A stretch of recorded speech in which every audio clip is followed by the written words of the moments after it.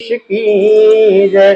जय जय श्री राधे, जय जय श्री राधे, जय जय श्री राधे श्याम। अखिल कोटि ब्रह्मांड नायक, सर्वांतर्यामी जगन्नियंता, जगत आधार जगदीश्वर, श्री नारायण महाप्रभु, श्री आंजनेय महाप्रभु, काशी विश्वनाथ महाप्रभु। कल के प्रसंग में हमने देखा कि किस प्रकार से भगवान अर्जुन को समझा रहे हैं कि अर्जुन, तू जिस चीज को लेकर मोह कर रहा है और तुझे जिस चीज का डर है वो व्यर्थ में ही तू भयभीत है उस चीज को लेकर। क्यों? क्योंकि जो ये तेरे आत्मीय जन हैं ये कभी समाप्त नहीं होंगे। पहले भी तू था, आज भी तू है और आगे भी रहेगा। उसी प्रकार से ये तेरे सारे संबंधी भी पहले भी थे, आज भी हैं और आगे भी रहेंगे। इसलिए नत्वेवाहं जातुनाशम नत्वं नेमे जनाधिप न चैव न भविष्यामः सर्वे वयवतः परम। भगवान ने जब अर्जुन से यह कहा तो भगवान आत्मा की नित्यता को सिद्ध करते हैं, बताते हैं कि अर्जुन, देहिनोऽस्मिन् यथा देहे कौमारं यौवनं जर तथा देहांतर प्राप्तिर धीरस्तत्र न मुह्यति। भगवान कह रहे हैं जैसे शरीर बाल अवस्था में अलग होता है, युवावस्था में बदल जाता है, वृद्धावस्था में फिर बदल जाता है, उसी प्रकार से आत्मा भी अपने शरीर को परिवर्तित करती है। आत्मा तो एक समान रहती है, पर वह जिस में जाकर साकार रूप में हम सब देख पाते हैं, उस आत्मा को देखने के लिए वह आत्मा जब साकार रूप धारण करती है तो दूसरे शरीर में जाके साकार रूप में आ जाती है। इसलिए भगवान कह रहे हैं कि नाना प्रकार के देहों को धारण करती रहती है आत्मा, और आत्मा कभी समाप्त नहीं होती। शरीर तो समाप्त हो जाता है, शरीर मिट जाता है, पर आत्मा नित्य है।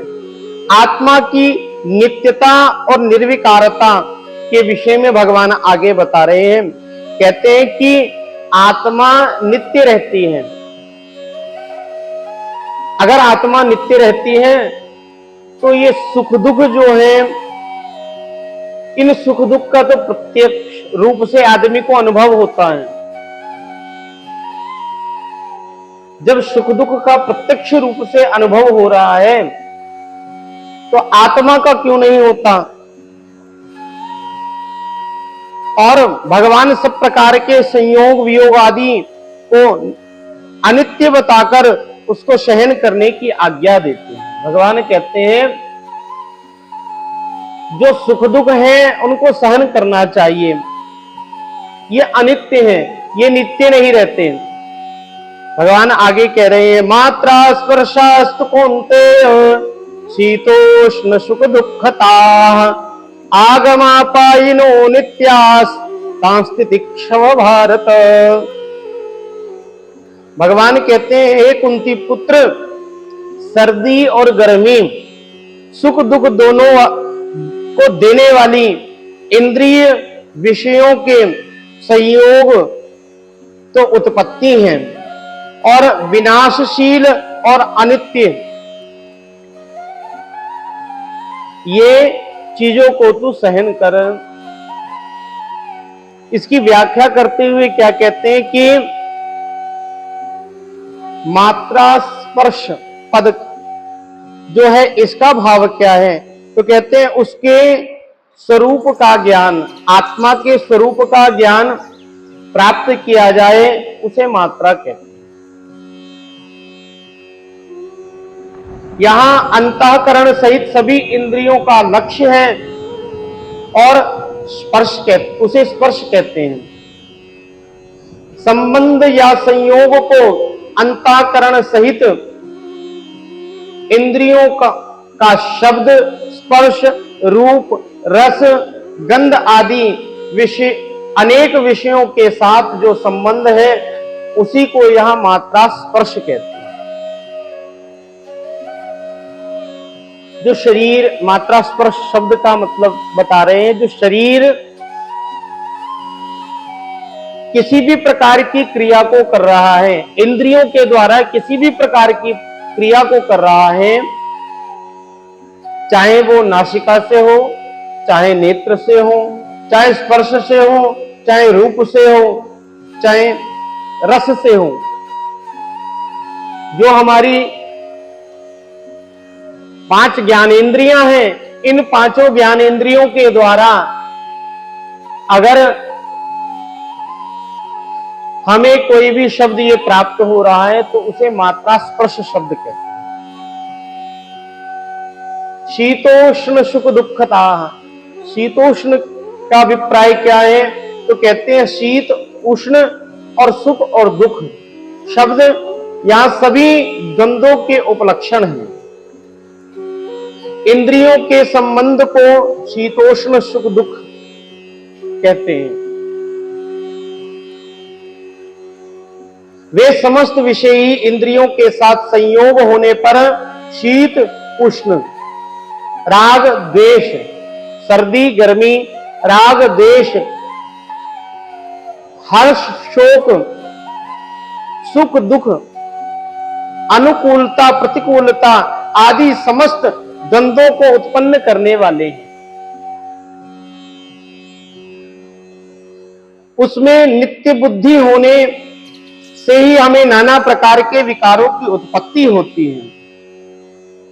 जो सुख दुख आदि द्वंद्व है, प्रसन्नता, शोक, राग, द्वेष, ये जो विकार हैं, हम इन्हीं को अपनी आत्मा से जोड़ के समझते हैं, पर वस्तुतः रूप से जो ये राग द्वेष है, सुख दुख है, लाभ हानि है, जय पराजय है, ये सब आत्मा से संबंधित चीजों से नहीं जुड़ी हैं। ये सारी चीजें हमारी मन से जुड़ी हुई हैं। आत्मा को इससे किसी भी प्रकार का कोई लाभ नहीं है, ना हानि है। क्यों? क्योंकि जिस चीज का विषय आत्मा का है ही नहीं, आप अगर आपके सामने प्रायः कोई व्यक्ति बहुत अचेत अवस्था में पड़ा हुआ है, आप उसको जानते नहीं हैं, तो प्रायः आप अगर परोपकार की कामना करते हैं, सामाजिक रीति से आप चल रहे हैं, फिर तो सामाजिक भावना या धर्म को देखते हुए चलते हैं, तो उसकी सेवा करना उचित है। पर अगर आत्मीय भाव से देखें तो एक बार तो मन में ये सोचेंगे कि मैं इसे जानता नहीं, कौन है ये, मैं क्यों इसको लेके जाऊं। अगर हम भगवान की या धर्म की दृष्टि से देखते हैं कि सभी कण कण में भगवान विद्यमान है, विराजमान है, फिर तो हम उसकी सेवा करें। अगर हमारी ऐसी वृत्ति नहीं है, आचरण नहीं है, स्वभाव नहीं है, तो आत्मा जरूर ये कहेगी कि मैं इसे जानता नहीं, क्यों मैं इसे ले जाऊं।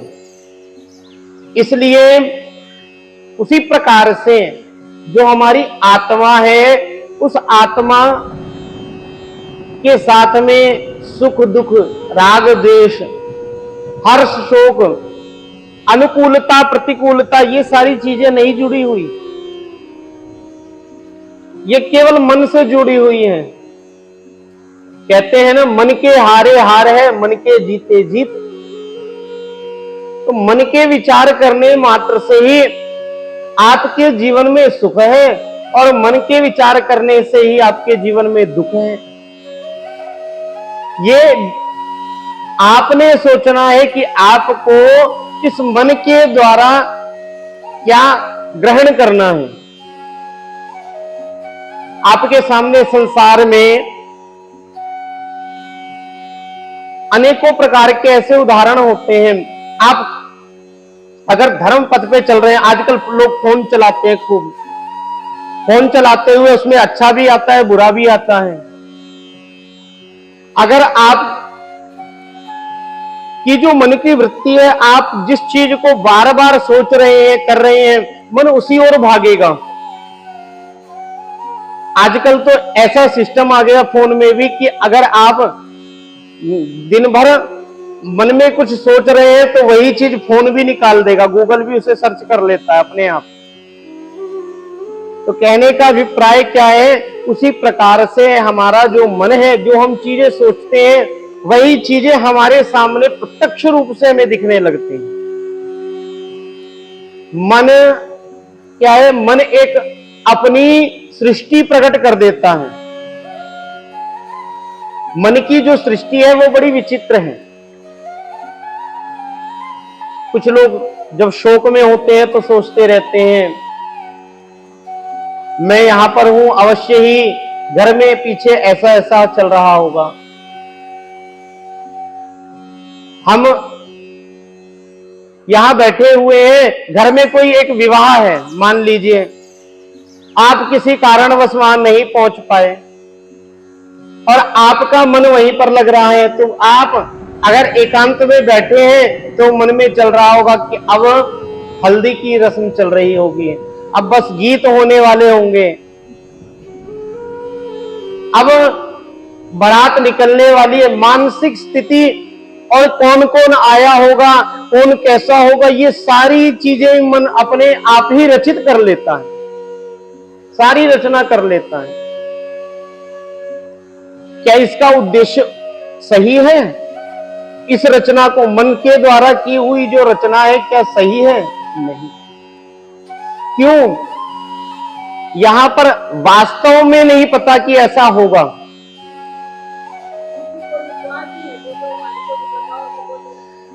इसका मन जो है वो इस प्रकार से नाना प्रकार की रचना कर लेता है। क्या ये रचना करना उचित है? नहीं। क्यों? क्योंकि जो आप सोच रहे हो क्या पता ऐसा ना हो। इसी प्रकार से हम जो संसार की वस्तुओं में सुख और दुख को अपना समझ लेते हैं कि ऐसा हो रहा है, ऐसा हो रहा होगा या ऐसा होगा, वो वही हमारे दुख का कारण है। उस चीज को सुधारने के लिए भगवान आगे ही प्रक्रिया बताएंगे कि किस प्रकार से जो मन है वह मन को हम नियंत्रित कर सकते हैं। आगे भगवान गीता इसी में कहेंगे, मन एव मनुष्याणाम कारणम बंध मोक्षयोः गृहीत इव केशेषु मृत्युना धर्मम् आचरेत। भगवान आगे वर्णन करेंगे, मन को भी नियंत्रण करने का साधन बताएंगे। तो जो सुख दुख आदि द्वंद है, ये सब हमारे मन से। जब हम ये इस सत्य को जान जाएंगे कि मन को कैसे कंट्रोल करना है, मन को कंट्रोल करने का एक साधन है। क्या साधन है? अगर आपके अंदर कोई गुण है, मान लीजिए कि कोई व्यक्ति निरंतर धूम्रपान कर रहा है, वह व्यक्ति जानता है कि ये गुण उत्तम नहीं है। अब वो इस गुण से छूटने के लिए क्या करें जिससे ये आदत छूट जाए। हम उसी प्रकार से संसार की कोई भी चीज ले सकते हैं। हम जैसे कि जरूरी नहीं है कि धूम्रपान करना, कुछ खाना पीना, आप बैठे हैं मन में कुछ सोच रहे हैं, वो भी एक कारण है, वो भी दुर्गुण है। आप आपको सुंदर सुंदर एसी कक्ष में सोने की आदत है। अब अगर एसी ना मिले तो उसमें भी आपको दुख होगा, तो यह भी एक दुर्गुण है। इसी प्रकार से हम कोई भी वस्तु को सोच सकते हैं, जरूरी नहीं कि एक ही वस्तु सोचें। ये तो एक वस्तु उदाहरण के लिए आपको बता रहे हैं। अब उस व्यक्ति ने सोचा कि मुझे पता है कि ये दुर्गुण है, इसे त्यागना है, तो उस त्यागने के लिए क्या करेगा? सबसे पहले तो धीरे धीरे करके अपने आप को, जिस समय वो सिगरेट पीता है उस समय कोई और कार्य करने लगे। ऑफिस से छुट्टी हुई, लंच टाइम में व्यक्ति गया, धूम्रपान करने गया, तो वो लंच टाइम में क्या करे? लंच टाइम में बैठ के या तो कुछ पढ़ने लगे या किसी के ऐसे साथ बैठ जाए जो इन सब कुसंगति से दूर हो। उसी प्रकार से जब हमारा मन, आपको लगता है कि एकांत में इस समय ये गलत चीज सोच सकता है या सोच रहा है, तो आप उसी क्षण वहां से चले जाएं। कहां जाएं? ये साधन आपको ढूंढना है। या तो ऐसे व्यक्ति के साथ बैठ के कुछ चर्चा करें जिससे आपकी बुद्धि में वो दुर्गुण ना आए, या फिर आप टेलीविजन में सत्संग लगा ले, सत्संग सुन ले, या फिर भगवान नाम का जप करने लगे। तो कहने का अभिप्राय क्या है? अपने आप को व्यस्त रखना। मैं कथा सुनाया करता हूं भागवत जी में कि एक महात्मा जी थे, जप करते थे। जब अधिक काम पड़ता है तो महात्मा जी बार बार जाते, मन में संकल्प था कि इतना जप तो कम से कम करूं। तो महात्मा जी अब गृहस्थ में थे, बार बार उन्हें जाना पड़ता। महात्मा जी ने विचार किया कि मैं क्या करूं जिससे घर के सारे काम आराम से हो जाए। महात्मा जी ने अपने तपोबल से एक जिंद को सिद्ध किया, जिंद प्रकट हो गया। महाराज जी से कहा, महाराज जी आप जो कहोगे मैं सब करूंगा, पर मेरा एक आपसे शर्त है। आज जब तक आप मुझसे काम कराओगे तब तक मैं आपके पास रहूंगा, और जैसे ही काम कराना बंद कर दोगे मैं चले जाऊंगा। महात्मा जी ने कहा ठीक है। अब मेरे पास तो बहुत सारा काम, प्रातः काल उठता हूं, उठने के बाद गौ सेवा करता हूं, गौ सेवा करने के बाद वन में जाके लकड़ी तोड़ के लाता हूं, बीन के लाता हूं, और उसके बाद फिर राशन की गेहूं को पीसता हूं, गेहूं पीसने के बाद मसाला आदि पीसने के बाद सारी तैयारी करके देता हूं। पूरा दिन मेरा इसी में निकल जाता है, इस कार्य से समय निकाल के तो जप करता हूं, तो ये सब करेगा। महात्मा जी ने पर्ची बनाई और सौंप दी। कहा सुबह सुबह ये नाश्ता तैयार करना है, दोपहर में भोजन बनाना है, लकड़ी लेके आनी है, बर्तन साफ करने हैं, सारी विधि बता दी। अब महात्मा जी जैसे ही माला जपने बैठते वैसे ही जिंद आ जाता, महाराज जी सब काम हो गया, आगे आज्ञा कीजिए। अब महाराज जी सोचने लगे ये तो क्षण मात्र में ही सारे काम करा रहा, अब मैं क्या करूं? उसी प्रकार जो हमारी मानसिक वृत्ति है, मन के द्वारा जब हम कुछ सोचते हैं, वो काम, जो कार्य अधिक से अधिक समय में होना है, मन के द्वारा सोचने पर वो क्षण मात्र में हो जाता है। हम मन के द्वारा किसी भी प्रक्रिया को बहुत ही कम समय में कर लेते हैं। जैसे यहां बैठे हैं, यहां बैठे बैठे हम न्यूयॉर्क घूम आ सकते हैं, यहां बैठे हैं वृंदावन भी जा सकते हैं। वो हमारे मन के ऊपर है कि हम अपने मन के द्वारा उस मन को किस स्थिति में लेके जा रहे हैं। अगर हम भगवत चिंतन में अपने मन को लेके जाएंगे तो वो मन हमें सुख देगा, और अगर हम उस मन को सांसारिक चीजों में लगाएंगे तो वही मन हमें दुख देगा। क्यों? संसार में सुख है ही नहीं। शास्त्र कहते हैं संसरती संसारा, जो हमेशा बदलता रहे, जिसका कभी भी एक समान रूप नहीं रहता, वही संसार है। जब आप युवावस्था में होंगे उस समय यही सारा समाज, यही सब जगह आपको बिल्कुल अलग दिखती होगी। पूरे जगह पर हरियाली रहती थी, खेत रहते थे, परिश्रम भी अलग प्रकार से किया जाता था। सिलवट से सामान को पीसा जाता था, लकड़ी तोड़ के फुकनी से अग्नि जलाई जाती थी, और भी नाना प्रकार की प्रक्रियाएं होती थी। आजकल यही सब सुविधा हो गई, आप मिक्सी में डालिए सब पीस जाएगा। उसी प्रकार से हम अपने मन को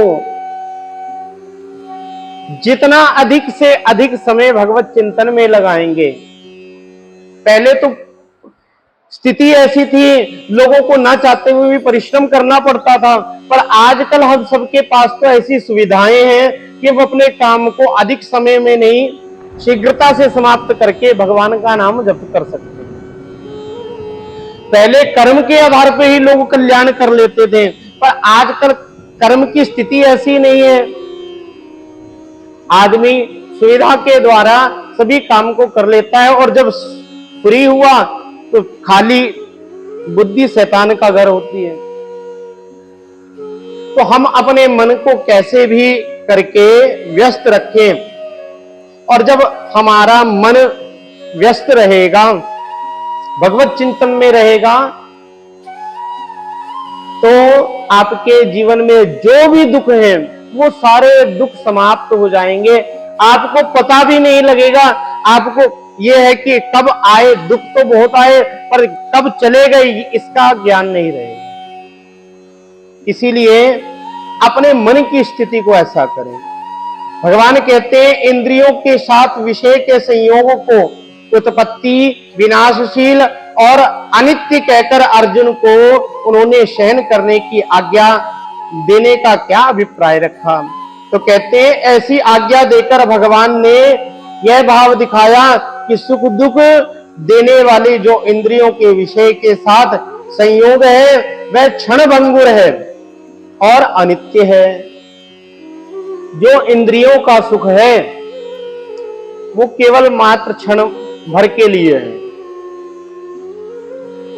आप अगर कुछ सुन रहे हैं, सुनते सुनते आपको अभी तो आनंद आ रहा है, पर आप उसी चीज को निरंतर नहीं सुन सकते। अगर सुनेंगे तो आपकी इंद्रिय ही, जिस इंद्रिय से आप सुख की चेष्टा कर रहे हैं, सुख ले रहे हैं, आपको सुख की अनुभूति हो रही है, वही इंद्रिय आपको दुख देने लगेगी। आप कुछ मुख से खा रहे हैं और खाते हुए आपको खूब आनंद आ रहा है, और आप अगर खाते रहेंगे तो वही मुख आपको कष्ट भी देने लगेगा। क्यों? अधिक खाएंगे तो अपच हो जाएगी, अधिक सुनेंगे तो कान का पर्दा फट जाएगा। उसी प्रकार से अधिक देखेंगे तो नेत्र की दृष्टि चली जाएगी।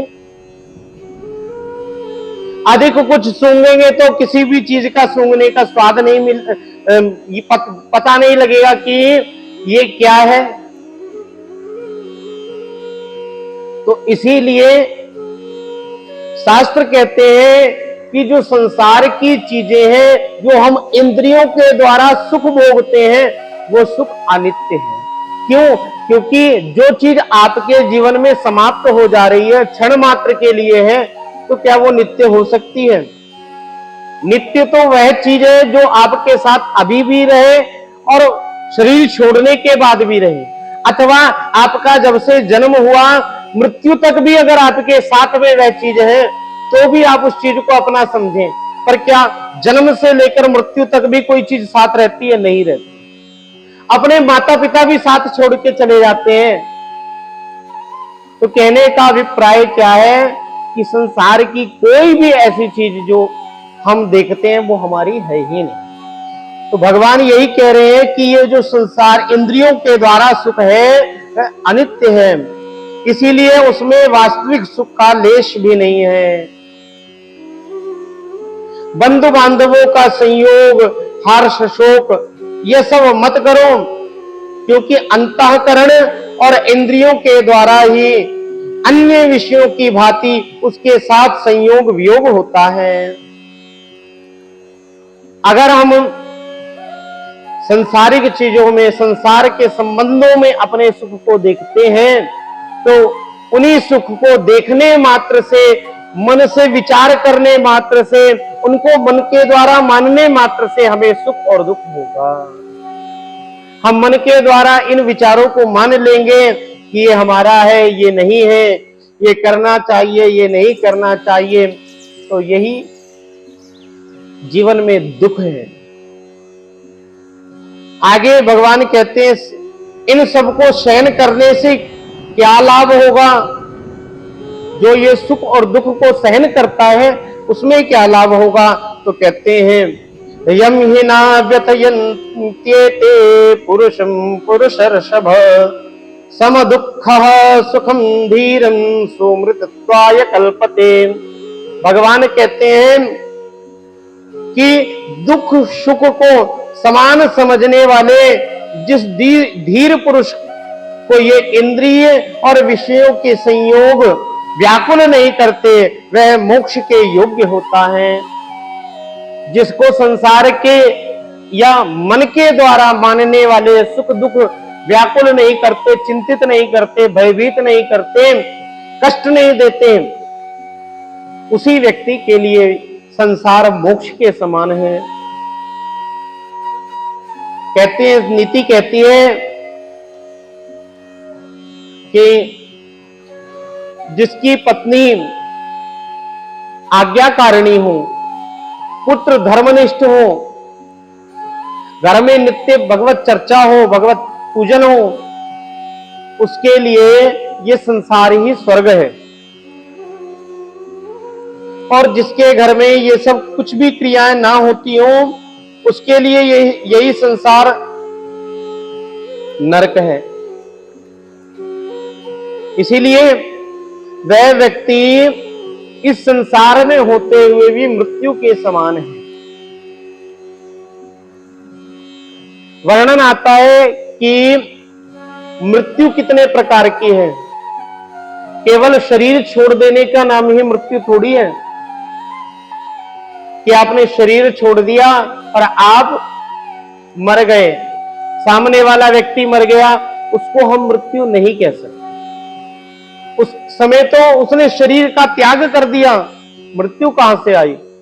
मृत्यु तो हम तब समझे ना जब हम जीते जी या अथवा हमारी बुद्धि ये स्वीकार करे कि ये व्यक्ति तो किसी काम का नहीं। तो इसी प्रकार से शास्त्र आज्ञा करते हैं कि 14 प्रकार की मृत्यु होती है। कौन कौन सी मृत्यु होती है? ये मृत्यु अंगद जी रावण को बताते हैं। जब अंगद जी लंका में गए तो लंका में अंगद जी ने हनुमान जी से कहा, रावण से कहा कि रावण तू तो मृत्यु के समान है, तेरी तो मृत्यु हो चुकी है, सो मैं तुझे क्यों मारूं? रावण ने कहा, मेरी मृत्यु कहां हो गई, मैं तो तुमसे बात कर रहा हूं। कहा नहीं, तुम्हारी मृत्यु हो गई, तुम तो खुद मरे हुए हो, तुमको मैं क्या मारूंगा? तो रावण ने कहा, ऐसे कैसे संभव है, मैं तुमसे बात तो कर रहा हूं। तो उस समय अंगद जी कहते हैं, कौन काम बस कृपिन विमूढ़ा, अति दरिद्र अजसी अति बूढ़ा, सदा रोग बस संतत क्रोधी, विष्णु विमुख श्रुति संत विरोधी, तनु पोषक निंदत अग खानी, जीवत सव सम 14 प्राणी। 14 प्रकार के ये प्राणी हैं जो जीते जी मृत्यु के समान हैं। वो कौन कौन से हैं? कौलव काम वश, जो व्यक्ति किसी भी प्रकार से काम के वशीभूत रहता है, वह केवल और केवल नाना प्रकार के सुखों को भोगना चाहता है और उस सुख भोगने के लिए उसका अगर कोई अपमान भी कर रहा है तो भी उसे किसी भी प्रकार की चिंता नहीं। ऐसा व्यक्ति भी मृत्यु के समान है, उसे भी मृत्यु के समान ही समझे। दूसरा कृपण। कृपण कहते हैं कंजूस व्यक्ति को। जो व्यक्ति अगर देख रहा है कि यहां धर्म का कार्य हो रहा है, दान करना चाहिए, सो दान नहीं देता। किसी दुखी को देखकर अगर लगता है कि यहां पर इसका सहयोग करना चाहिए, पीछे से मुड़ जाता है। अथवा धन होते हुए भी अपने सुख की कामना भी नहीं करता, अपने परिवार को सुख देने की कामना भी नहीं करता। ऐसा कंजूस व्यक्ति भी मृत्यु के समान ही है। विमूढ़ा। मूर्ख व्यक्ति। जो व्यक्ति बड़ा ही मूर्ख है। अति दरिद्र। अत्यंत गरीब व्यक्ति। अजसी अपयशी व्यक्ति, जिसको संसार के किसी भी यश अपयश से दुख नहीं होता कि समाज मुझे क्या कहेगा, मैं ऐसा गलत काम करूंगा तो समाज मुझे जीने नहीं देगा। जो व्यक्ति इन सब चीजों का विचार नहीं करता, वह व्यक्ति भी मृत्यु के समान ही समझे। अति बूढ़ा। जो व्यक्ति किसी दूसरे के ऊपर आश्रित है, अधिक वृद्ध है और दूसरे के ऊपर ही आश्रित है कि मुझे कोई भोजन देगा तो मैं खा लूंगा, नहीं देगा तो नहीं खाऊं, तो ऐसा व्यक्ति भी मृत्यु के समान ही अपने आप को समझे। क्योंकि जब किसी के आश्रित हो गए हम, जब हमारा कोई अस्तित्व ही नहीं रह गया, हम कुछ करने योग्य ही नहीं है, तो मृत्यु के समान ही है। सदा रोगवश। जो व्यक्ति हमेशा रोगी रहता है, जिसके शरीर में ऐसे रोग लगे हुए हैं कि वो कुछ कार्य नहीं कर सकता, वह व्यक्ति तो स्वयं भी अपनी मृत्यु के लिए भगवान से कामना करता है कि प्रभु मुझे मृत्यु आ जाए। ऐसा व्यक्ति भी मृत्यु के तुल्य ही है। संतत क्रोधी। हमेशा जो क्रोधित रहने वाला व्यक्ति है, वह व्यक्ति भी मृत्यु के समान ही है। जो भगवान से विमुख है, ऐसे व्यक्ति भी अपने आप को मृत्यु के समान ही समझे। जो कहते हैं हम भगवान को नहीं मानते, भगवान कौन है, ऐसे व्यक्ति भी मृत्यु के समान ही है। श्रुति संत विरोधी। जो वेद और संतों का विरोध करते हैं, ऐसे व्यक्ति भी अपने आप को मृत्यु के समान ही समझे। तनु पोषक। केवल जो व्यक्ति अपने शरीर के पालन पोषण के लिए लगे रहते हैं, अपने आप को जरूरत है 10,000 रुपए की तो 10,000 कमा लिए और दूसरे से कोई मतलब नहीं। घर वाले खाएं चाहे ना खाएं, जिए चाहे ना जिए, तो ऐसा व्यक्ति भी मृत्यु के समान ही अपने आप को समझे। निंदक। जो दूसरों की हमेशा निंदा करता रहता है, वह व्यक्ति भी मृत्यु के समान ही है। क्यों? क्योंकि कोई भी ऐसा व्यक्ति जो हर एक की निंदा करता है, तो सामने वाला योग्य पुरुष उससे दूर हट जाता है। अगखानी।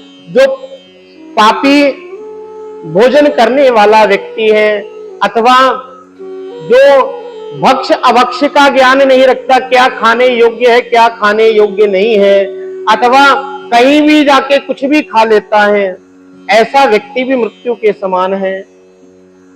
प्रायः आजकल लोग एक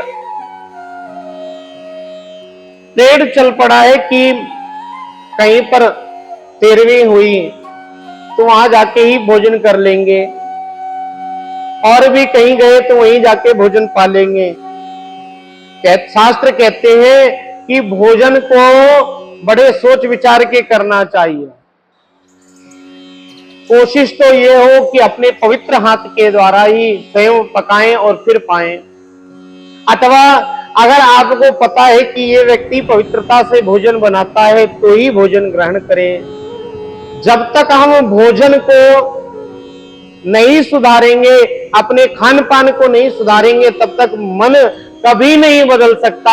आप कुछ भी कर लें, जब तक आपका खान पान नहीं बदलेगा तब तक आप मन में जितने मर्जी परिवर्तन लाके देख ले, मन परिवर्तित नहीं होगा। इसलिए खान पान का विचार करें। और जो व्यक्ति शरीर तो मिला है, खूब हष्ट पुष्ट है, पर कोई काम नहीं करता, किसी भी प्रकार के काम को करने की जिज्ञासा नहीं रखता, वह भी शरीर पाके मृत्यु के समान ही है। ऐसे 14 प्रकार के लोग कहते हैं कि ये इनको मृत्यु के समान ही समझना चाहिए, जीते जी मृत्यु के तुल्य हैं। तो कह रहे हैं कि सुख दुख को समान समझने वाले जिस धीर पुरुष को ये इंद्रिय और विषय के संयोग व्याकुल नहीं करते, वह मोक्ष के योग्य है। जिसको मन में सुख दुख और भी चीजें सताती नहीं है, जो भगवान नाम से जुड़ा हुआ है, उसके लिए ही ये संसार मोक्ष है। कह रहे हैं कि इंद्रियों के साथ विषय के संयोग को इसीलिए सहना चाहिए क्योंकि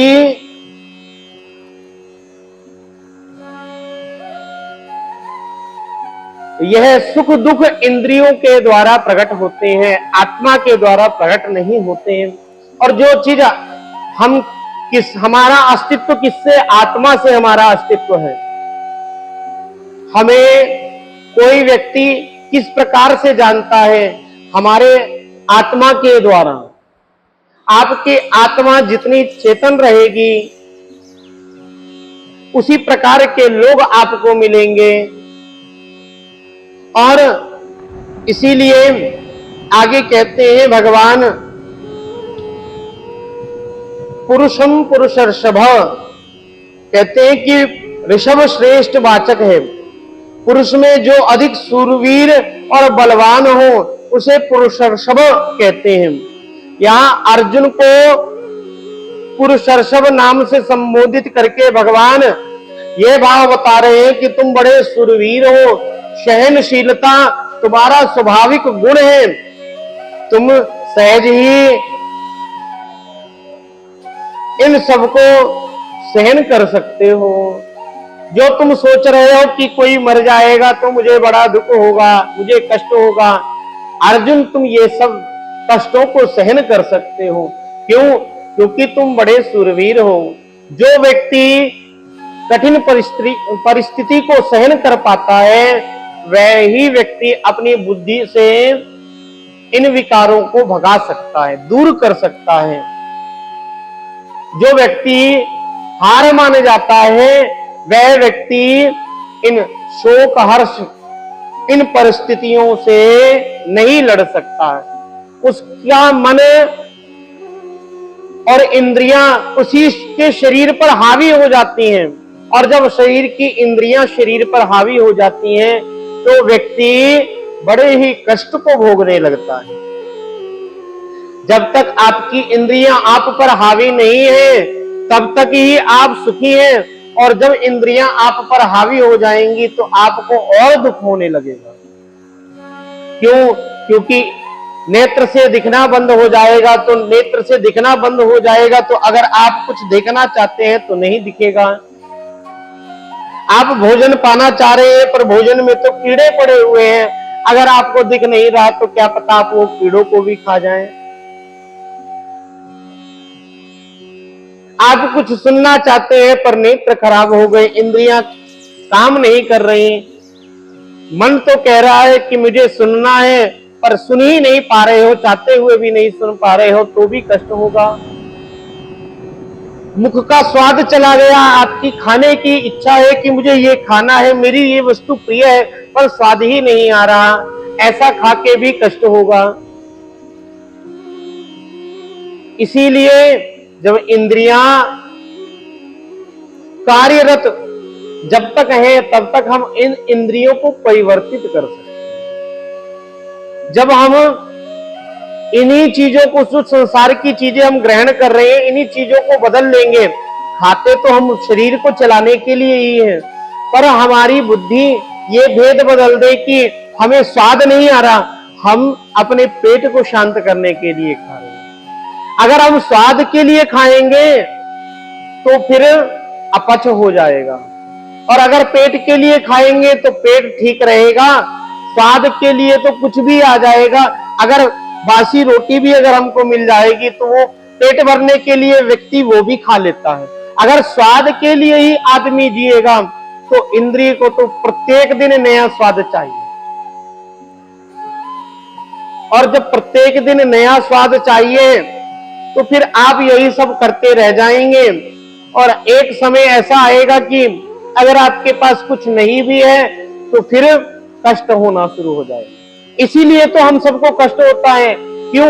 आज अधिक है तो अधिक होने के कारण सब कुछ पा रहे हैं, आज ये भी खरीद लिया, ये भी खरीद लिया, ये सुख भी भोग लिया, पर जब परिस्थिति अनुकूल नहीं रहती उस समय फिर कष्ट होने लगता है। सुख दुखे समय कृत्वा लाभा लाभौ जया जयो। भगवान कहते हैं कि सुख दुख में, लाभ हानि में जो व्यक्ति समान रहता है वही मुझे प्रिय है। भगवान 12वें अध्याय में कहते हैं कि ऐसा भक्त मुझे प्रिय है जो सुख दुख में, लाभ हानि में, जय पराजय में एक समान रहता है। ऐसे भक्त मुझे प्रिय हैं। तो इसीलिए भगवान यहां पर कह रहे हैं कि अर्जुन तू सहनशील बन, तू तो स्वयं ही सहनशील है, तुझे इन सब चीजों का कष्ट नहीं होगा। आगे कहते हैं धीरम पद किसका वाचक है? तो कहते हैं कि धीरम पद अधिकांश में परमात्मा को प्राप्त पुरुष का ही वाचक है। कहीं कहीं पर परमात्मा की प्राप्ति के पात्र को भी धीर कहते हैं। जो व्यक्ति परमात्मा को पाने के लिए प्रयत्नशील होता है उस व्यक्ति को भी धीर कहते हैं। धीर पुरुष जो अपने आप पे नियंत्रण रख के चल रहा है, और नियंत्रण अपने आप पे कौन रख सकता है? जो भगवान को पाना चाहता है। जो भगवान को पाना ही नहीं चाहता वो अपने आप पे कभी नियंत्रण नहीं रख सकता। अथवा भगवान को पाने का मतलब कि हम भक्ति मार्ग से ही भगवान को पा रहे हैं, ये नहीं। हम ज्ञान मार्ग से भी भगवान को पा सकते हैं, हम वैराग्य मार्ग से भी भगवान को प्राप्त कर सकते हैं। तो ये तीनों मार्ग, भक्ति, ज्ञान, वैराग्य, ये 3 मार्ग हैं। इन तीनों मार्ग में से हम किसी भी मार्ग से भगवान को प्राप्त कर सकते हैं। वह व्यक्ति धीर पुरुष है। चाहे हम वेदों में निष्ठा रख के, वेदों का अध्ययन करके, वेदों को पढ़ के इसके द्वारा भी भक्ति प्राप्त कर लें, अथवा और भी साधन, उसे धीर कहते हैं। सम दुखा सुखम, ऐसा विशेषण क्यों दिया? तो कहते हैं इससे भगवान ने धीर पुरुष का लक्षण बताया है। जिस पुरुष के लिए सुख और दुख सम हो गए हैं, उन्हें अनित्य समझकर, जिसकी उन द्वंद्वों में भेद बुद्धि नहीं है, वही धीर पुरुष है।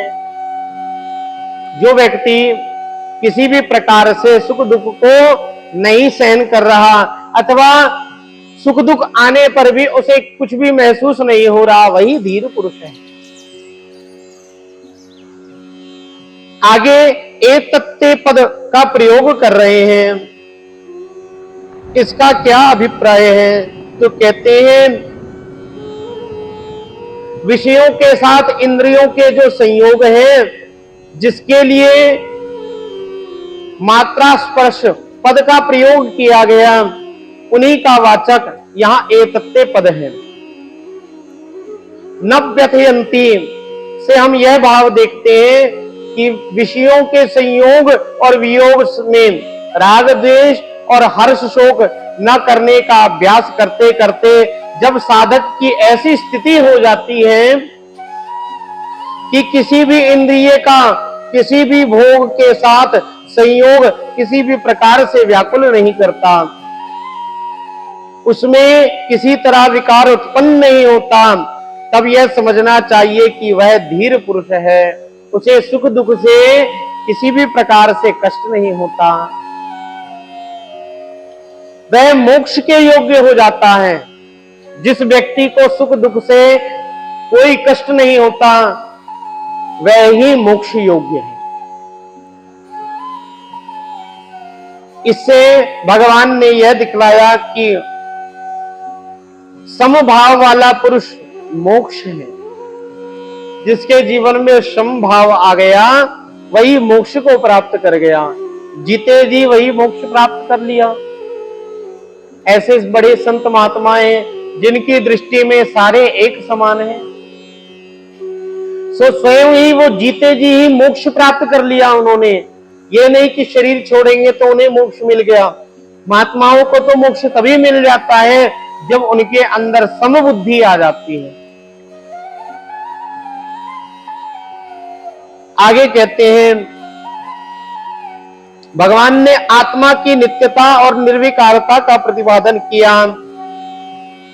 इंद्रियों के सात विषयों के संयोग को अनित्य बतलाया, किंतु आत्मा क्यों नित्य है और ये संयोग क्यों अनित्य है इसका स्पष्टीकरण नहीं किया। भगवान कह रहे हैं कि आत्मा तो नित्य है, पर जो आत्मा के साथ इंद्रिय है अथवा जो भी इंद्रियों के द्वारा हम चीज अपनी समझ रहे हैं वो अनित्य क्यों है ये भगवान ने नहीं बताया। तो भगवान इसे बताएं तो कहते हैं नासतो विद्यते भावो ना भावो विद्यते सतः उभयोरपि दिष्टोऽन्तस् तनयोस् तत्त्वदर्शिभिः। भगवान कहते हैं कि असत वस्तु की तो सत्ता नहीं है और सत अभाव नहीं है। जो असत्य वस्तु है वो कभी भी नहीं रहती, जो बुरी चीजें हैं वो कभी भी नहीं रहती, वो एक समय आने पर समाप्त जरूर हो जाती हैं। चाहे वो देश हित के लिए हो चाहे धर्म हित के लिए हो। क्यों समाप्त क्यों हो जाती हैं? मैंने आपको बताया कि भगवान की जो ये प्रकृति है, या तो ये प्रकृति ही उसके साथ ऐसा खेल कर देती है कि वो उस व्यक्ति का विनाश हो जाता है, या फिर भगवान स्वयं किसी न किसी प्रकार से अवतार धारण करते हैं। भगवान कहते हैं ना यदा यदा हि धर्मस्य ग्लानिर्भवतु भारत अभ्युत्थानं धर्मस्य तदात्मानं सृजाम्यहम्। भगवान कह रहे हैं कि जब जब धर्म पर हानि होगी तब तो मैं अवतरित होऊंगा। तो भगवान किसी ना किसी रूप में अवतार धारण करके आ जाते हैं। असत का भगवान किसी ना किसी प्रकार से विनाश कर देते हैं और सत्यता की स्थापना करते हैं, क्योंकि सत्यता की जब स्थापना होगी तभी धर्म बचा रहेगा। और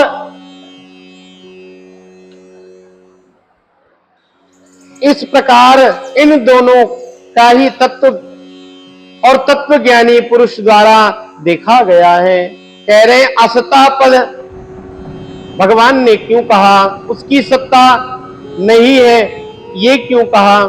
तो कह रहे हैं असत्ता इस पद यहां परिवर्तनशील शरीर इंद्रिय और विषयों के सहित समस्त जड़ वर्ग का वाचक है। जो इंद्रियां हैं इनको हमें जड़ ही समझना चाहिए और उसकी सत्ता यानी भाव नहीं है। क्यों? जो जड़ वस्तु है हम सोचते हैं ये किसी काम की नहीं, जो वस्तु किसी काम की नहीं है उसके प्रति हम ज्यादा ध्यान नहीं देते। जो काम की वस्तु होती है उसी के प्रति हम अधिक ध्यान रखते हैं। उसी प्रकार से भगवान कह रहे हैं कि जो इंद्रियां हैं उनको जड़ वस्तु समझो। क्यों? काम तो कर रही है, चेतना तो है, पर हकीकत में जो उनका गुण है वो जड़ के समान है। जो इंद्रियां हैं वो इंद्रियां संसार की चीजों में हमारी आसक्ति को प्रविष्ट करती हैं, जो कि असत्य है, सत्य नहीं है। इसीलिए भगवान कह रहे हैं कि इंद्रियों को जड़ का वाचक समझो। जिससे भगवान ने यह बताया है कि जिस काल में प्रतीत होता है उसके पहले भी नहीं था और पीछे भी नहीं रहेगा। भगवान पहले पीछे बता चुके हैं कि अर्जुन तू भी पहले भी था, अब भी है और आगे भी रहेगा। उसी प्रकार से ये इंद्रियां जो हैं वो इंद्रियां तो समाप्त हो जाएंगी, पर आत्मा अभी भी है, पहले भी थी और आगे भी रहेगी। इसलिए इंद्रियों को जड़ के समान ही समझ। इसीलिए यदि तुम भीष्मादि सज्जनों के शरीर को के या अन्य किसी जड़ वस्तु के नाश की आशंका से शोक करते हो तो तुम्हारा शोक करना अनुचित है। इंद्रिय भी जड़ है और ये शरीर भी जड़। भगवान कह रहे हैं जड़ ही मान इसको। क्यों?